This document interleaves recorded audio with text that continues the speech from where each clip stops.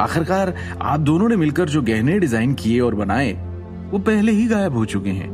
इसके बावजूद भी आपकी हिम्मत है ये कहने की कि आप आज की प्रदर्शनी का हिस्सा है। हद करते हैं आप।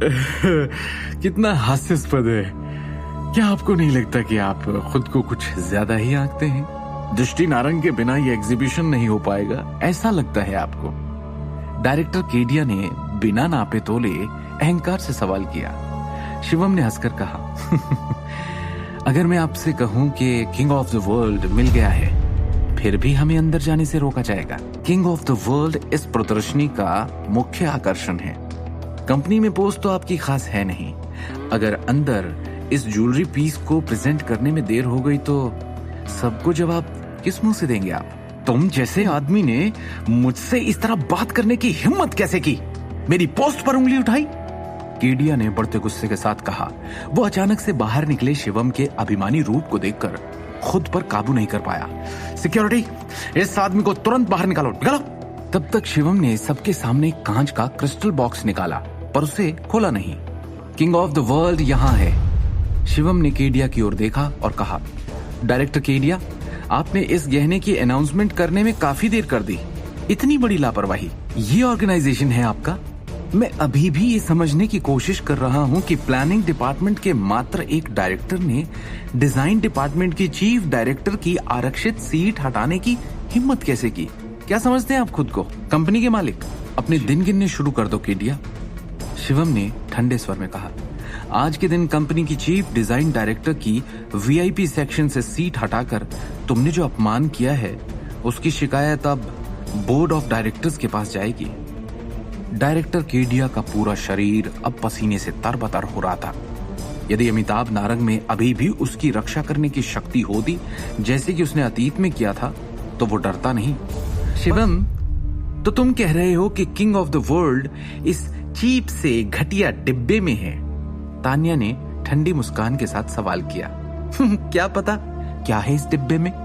हमें झांसा दे रहे हो? ऐसे घटिया पैंतरे से खुद को और अपनी पत्नी को बचाना चाहते हो? बॉक्स खोलो, मुझे देखना है।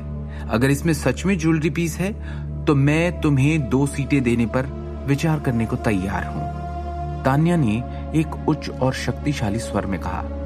तान्या की बात सुन शिवम के चेहरे पर अचानक एक हंसी आ गई। आपको क्या लगता है कि आप कौन हैं? क्या आपके पास किंग ऑफ द वर्ल्ड को देखने की योग्यता है? आप बस डिजाइन विभाग की महज एक डेप्यूटी डायरेक्टर हैं। क्या आपको लगता है कि आपको अपनी सीनियर चीफ डायरेक्टर दृष्टि नारंग के सामने इतना अहंकारी व्यवहार करने का अधिकार है? क्या आप अपने सीनियर्स और जूनियर्स के बीच अंतर करने में सक्षम नहीं है? तुम! तान्या विस्फोट के कगार पर ज्वालामुखी की तरह बढ़ते गुस्से के साथ चिल्लाई और उसने शिवम को खंजरों जैसी पैनी नजर से देखा। तुम्हारी हिम्मत कैसे हुई मेरे सामने इतनी बेहुदा हरकत करने की? तुम नकारा बेकार इंसान! तान्या ने धमकी भरे स्वर में कहा। जितना ज्यादा उसे शिवम की अभी कही हुई बातें याद आती, उसका गुस्सा उतना बढ़ता जाता। नारंग परिवार की राजकुमारी है तान्या। शिवम, तुम जैसे तुच्छ इंसान ने मेरा अपमान करने की हिम्मत कैसे की? शिवम ने उदासीनता से कहा। मैं व्यवसाय के मामले में सख्ती से बोल रहा हूँ। चीफ डायरेक्टर दृष्टि के असिस्टेंट के रूप में मेरा दायित्व है कि मैं आपको उनकी ओर से याद दिलाऊं कि इस समय पावर किसके हाथ में है। शिवम गांधी, तुम्हें लगता है तुम कुछ भी कर सकते हो सिर्फ इसलिए कि तुम्हारे परिवार में कोई सदस्य कंपनी के अंदर एक ऊंचे पद पर पहुंचने में कामयाब रहा? दर्श ने उग्र रूप से कहा। मैं तुम दोनों को चेतावनी देता हूं, अपनी हद में आ जाओ, वरना मेरे सामने घुटने टेकने पर मजबूर कर दूंगा। फिर दृष्टि की ओर देखकर उसने धीरे से कहा, चलो अंदर चलते हैं। शिवम और दृष्टि मुड़कर प्रदर्शनी हॉल के आंतरिक भाग की ओर चल पड़े। डायरेक्टर केडिया और सुरक्षा कर्मियों में अब उनके लिए मुश्किलें खड़ी करने की हिम्मत नहीं थी। तान्या और दर्श गुस्से से कांप रहे थे। वो बस उन दोनों को जाते हुए देख रहे थे। ये 2 कौड़ी का आदमी समझता क्या है खुद को? हमारा मजाक बना के चला गया। अगर हमने उसे अभी सबक नहीं सिखाया तो भविष्य में ये सर पर चढ़कर नाचेगा। ऐसे कैसे वो Shivam king of the world वापस ले आया? ये करण कहाँ है? तान्या ने एक ज्वलंत अभिव्यक्ति के साथ चिल्लाते हुए थोड़ा झुंझलाकर कहा। शिवम जैसे बिना वजूद के इंसान में इतनी हिम्मत कि उसने तान्या नारंग को गुस्सा दिला दिया। तान्या अब और सस्पेंस में इंतजार नहीं कर सकती थी। उसने अपने फोन पर एक नंबर डायल किया।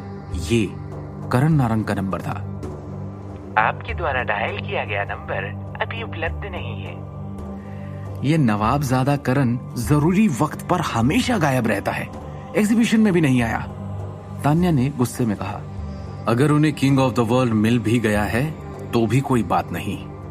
दर्श ने बेपरवाह होकर कहा, मेरे पास उस हारी हुई दृष्टि को नीचा गिराने के और भी तरीके हैं। आगे की कहानी जानने के लिए देखिए अगला एपिसोड सिर्फ पॉकेट एफएम के यूट्यूब चैनल पर, और शिवम द हिडन वॉरियर के सारे एपिसोड्स को सुनने के लिए डिस्क्रिप्शन में दी लिंक से डाउनलोड करें पॉकेट एफएम ऐप।